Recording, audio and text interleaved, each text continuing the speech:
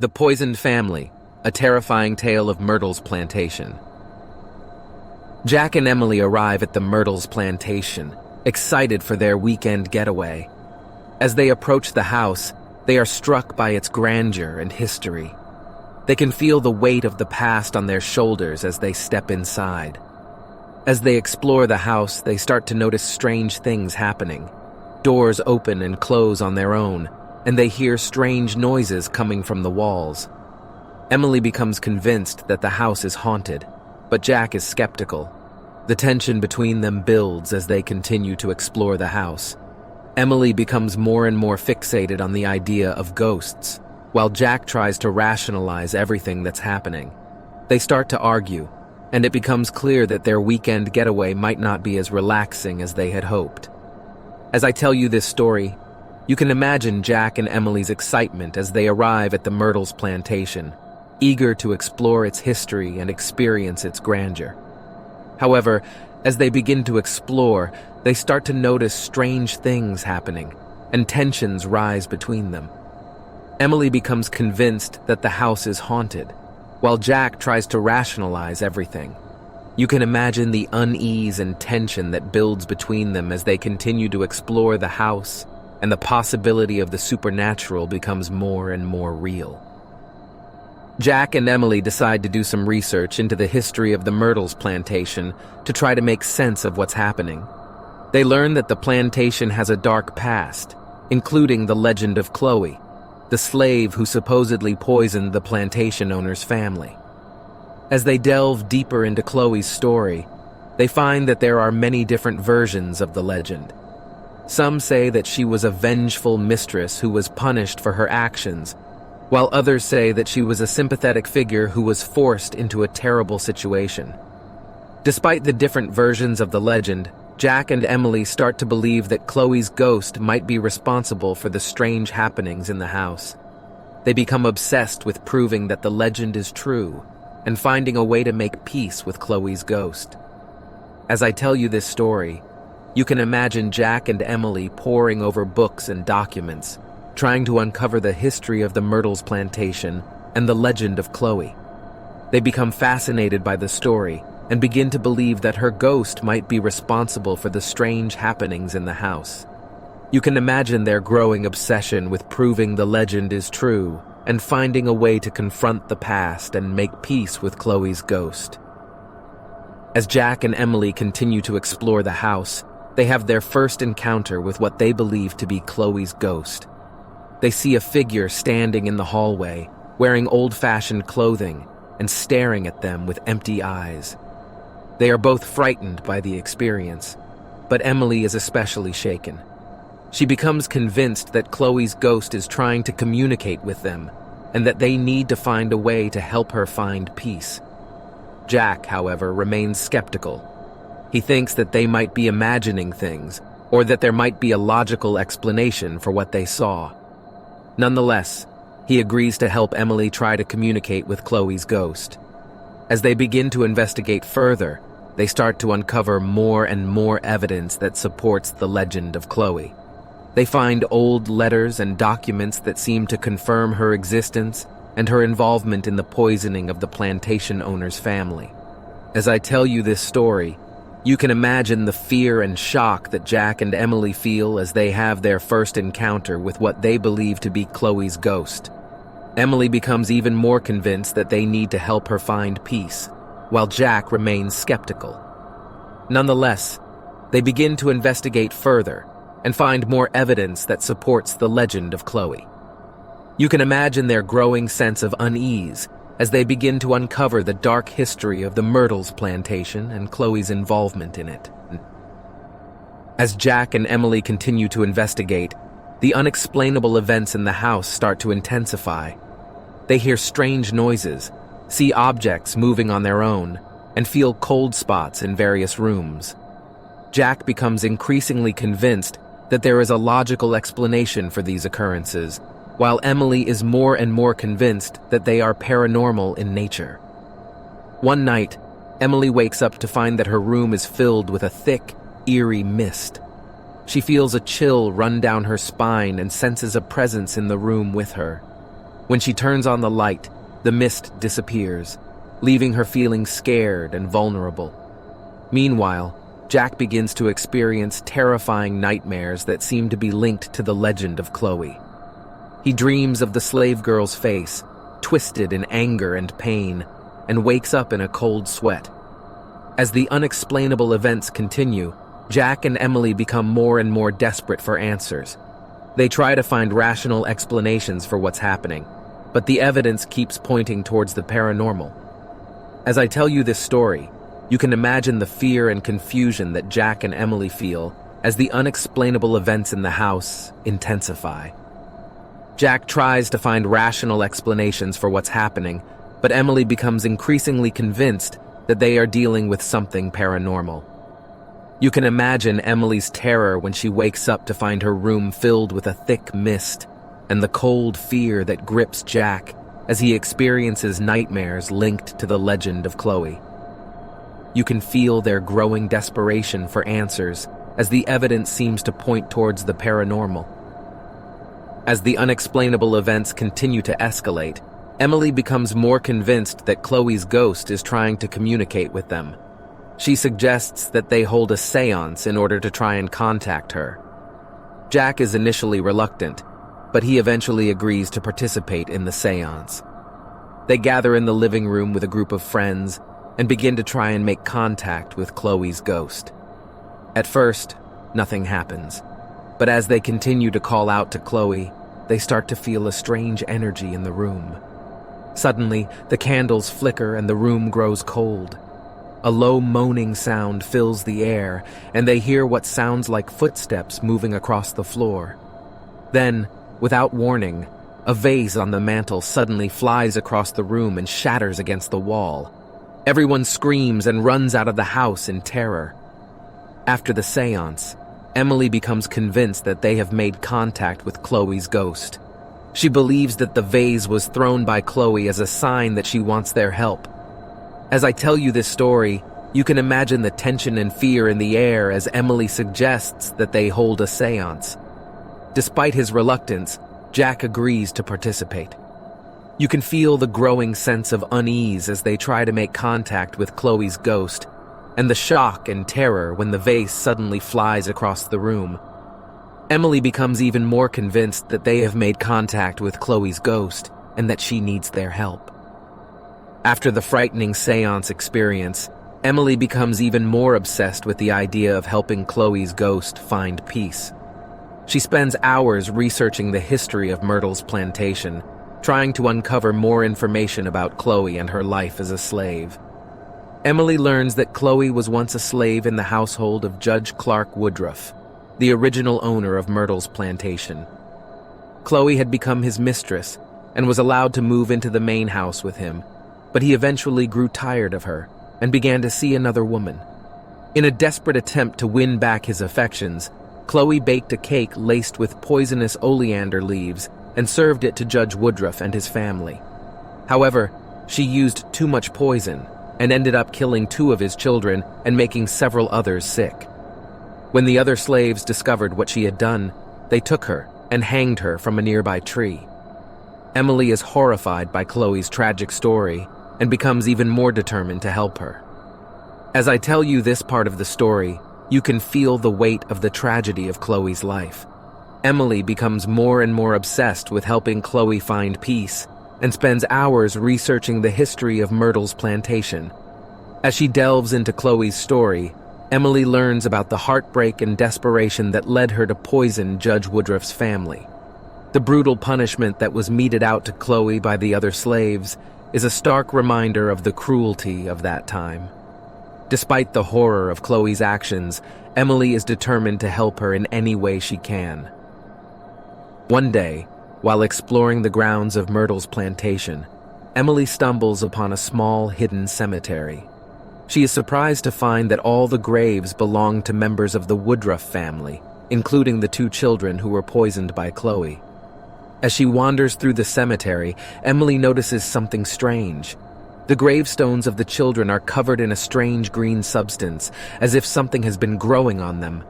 Emily recognizes the substance as oleander, the same poisonous plant that Chloe used to make her lethal cake. Emily realizes that this could be a sign from Chloe, urging her to continue her quest for justice.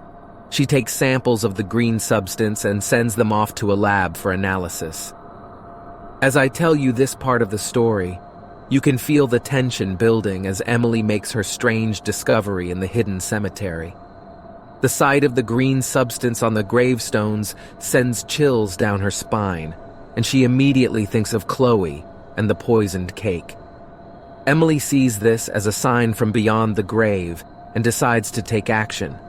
She takes samples of the substance and sends them to a lab for analysis, hoping to uncover more evidence that will help her bring justice to Chloe's restless spirit. After a few days, Emily receives the results from the lab. They confirm that the green substance on the gravestones is indeed oleander, and that it had been growing there for many years. This discovery strengthens Emily's theory that Chloe had indeed poisoned the Woodruff children with a cake made from oleander. Feeling more determined than ever, Emily decides to share her findings with the current owners of Myrtles Plantation. She meets with them and shows them the lab results, hoping to convince them to take further action and help bring justice to Chloe.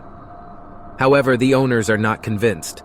They dismiss Emily's findings and insist that Chloe was just a loyal slave who would never harm the family. Emily is disappointed but refuses to give up. As I continue to tell you this story, you can feel Emily's frustration and disappointment as the owners of the plantation refuse to believe her findings. Despite the setback, she refuses to give up on her mission to uncover the truth about Chloe and the Woodruff family.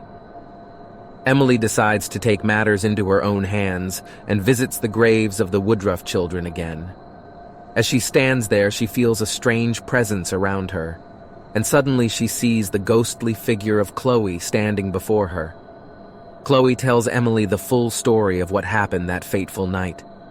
She confesses that she did indeed poison the children with a cake made from oleander, but it was an accident. Chloe had intended to poison only Sarah, the wife of the plantation owner, whom she believed was mistreating her. However, the children ended up eating the cake instead, and Chloe was consumed with guilt and remorse. Emily is stunned by the confession and the ghostly encounter. She realizes that Chloe has been trying to communicate with her all along, and she promises to do everything in her power to clear her name and bring justice to her restless spirit. As I tell you this part of the story, you can feel the tension building as Emily confronts Chloe's ghost and learns the full truth about the tragic events at Myrtles Plantation. Emily now understands the full story of Chloe's actions and promises to do everything she can to make sure that Chloe's name is cleared and that she can rest in peace. Emily decides to conduct her own investigation to uncover more information about the events at Myrtles Plantation. She spends hours researching historical documents, news articles, and interviews with people who have visited the plantation. Emily discovers that there were actually many other slaves at Myrtles Plantation who could have had a motive to harm the Woodruff family, and that there were rumors of other mysterious deaths on the property over the years. She also finds out that some of the current staff members have experienced strange occurrences and sightings, including hearing the ghostly sounds of children playing and seeing the apparition of Chloe herself. Emily decides to speak with some of the staff members and learn more about their experiences. As I continue to tell you this part of the story, you can feel Emily's determination to uncover the truth and clear Chloe's name. She is using all the resources at her disposal to investigate the history of the plantation and is willing to speak with anyone who might have information. Her research reveals that there are many secrets hidden within the walls of Myrtles Plantation, and she is determined to uncover them all. As Emily continues her investigation, she starts experiencing strange occurrences herself. One night, she wakes up to the sound of a woman crying and sees the ghostly figure of a woman in a white dress standing at the foot of her bed. Emily realizes that this is Chloe, the ghost that is said to haunt Myrtles Plantation. She tries to communicate with Chloe, but the ghostly figure disappears without a word. Emily is shaken by this encounter and decides to seek help from a local paranormal investigator. This part of the story is particularly eerie and spooky, and you can sense Emily's fear and uncertainty as she comes face to face with the ghostly apparition of Chloe. The encounter leaves her with more questions than answers and increases her determination to uncover the truth about the Woodruff family's deaths. Emily's decision to seek help from a paranormal investigator shows her openness to exploring all avenues in her quest for the truth. She is not deterred by the supernatural and is willing to confront her fears head-on to get to the bottom of the mystery. With the help of the paranormal investigator, Emily continues her investigation into the Woodruff family's deaths. They start by interviewing the locals who have lived in the area for generations and have heard various stories and legends about the plantation. One elderly woman tells them about a slave named Chloe who worked in the Woodruff household and was accused of poisoning the family. The woman says that Chloe was punished severely for her crime, but the punishment did not stop there. Chloe's spirit was said to haunt the plantation ever since, seeking revenge for the unjust treatment she received. The paranormal investigator also conducts various tests and experiments in the plantation's haunted rooms to capture evidence of paranormal activity. They capture some eerie footage and sounds that cannot be explained by natural causes. After analyzing all the evidence, Emily and the paranormal investigator conclude that Chloe did indeed poison the Woodruff family, but not out of malice or revenge. Chloe was in love with one of the Woodruff sons and poisoned the family to save him from his abusive father. This revelation shocks Emily, and she realizes that the Myrtles plantation holds more secrets than she initially thought. She vows to keep investigating until she uncovers all the secrets of this haunted plantation. In this part of the story, the truth about the Woodruff family's deaths is finally revealed. It is a shocking revelation that leaves Emily reeling and wanting more. The paranormal investigator plays a crucial role in uncovering the truth, highlighting the importance of teamwork and collaboration in solving mysteries. After days of research, Emily finally comes across a letter written by the previous owner of the plantation. The letter reveals the truth about what really happened on the night of the poisoning. According to the letter, it was not Chloe who poisoned the family, but rather a jealous neighbor who had a grudge against the family. The neighbor had snuck into the house and poisoned the family's food as an act of revenge. Emily is shocked by this revelation and realizes that the legend of Chloe and the Myrtles plantation has been nothing but a myth for all these years. She feels guilty for perpetuating the myth and causing fear and anxiety to those who have lived or visited the plantation. As she reads the letter, Emily decides that she must share the truth with everyone. She plans to write an article about the true story of the Myrtles plantation and publish it in the local newspaper. However, Emily knows that the legend of Chloe will not easily fade away, as it has become a part of the plantation's history and its reputation. But she hopes that by revealing the truth, people will come to see the Myrtles plantation in a new light and appreciate it for its real history, rather than just its ghost stories. As Emily is getting ready to leave the plantation, she decides to take one final walk around the grounds. While walking, she stumbles upon a hidden room that she had not seen before. Curiosity getting the better of her, she decides to investigate. Inside the room, she finds an old trunk with a lock on it. After some effort, she manages to break the lock and open the trunk. To her surprise, she finds a collection of old documents and journals belonging to the family that used to live at the plantation. As Emily reads through the documents, she discovers that the family had been aware of the true culprit behind the poisoning. However, they had decided to keep it a secret and allow the legend of Chloe to persist, as it helped to keep the plantation's history alive and attract more visitors. Feeling both shocked and disappointed by this discovery, Emily decides to take the documents with her and share them with the local historical society. She hopes that by revealing the family's decision to hide the truth, people will come to understand the complexities of history and the importance of preserving the truth. With this final discovery, Emily feels like she has come full circle in her investigation of the Myrtles plantation. As she leaves the property for the last time, she realizes that the truth about the plantation's history is both fascinating and complicated, and that it deserves to be told in all its complexity. As the family gathered in the living room, they heard the sound of footsteps coming down the stairs. They all froze in terror, as they knew that no one else was in the house. Suddenly, a figure appeared at the bottom of the stairs. It was Chloe, the ghostly apparition of the slave who had supposedly poisoned the family. She was dressed in a tattered, blood-stained dress and had a malevolent expression on her face. The family members could feel the coldness emanating from her as she approached them.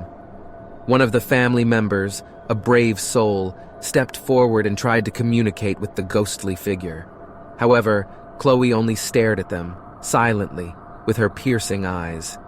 The atmosphere was heavy with dread, and the family members felt as though they were being suffocated by the ghostly presence.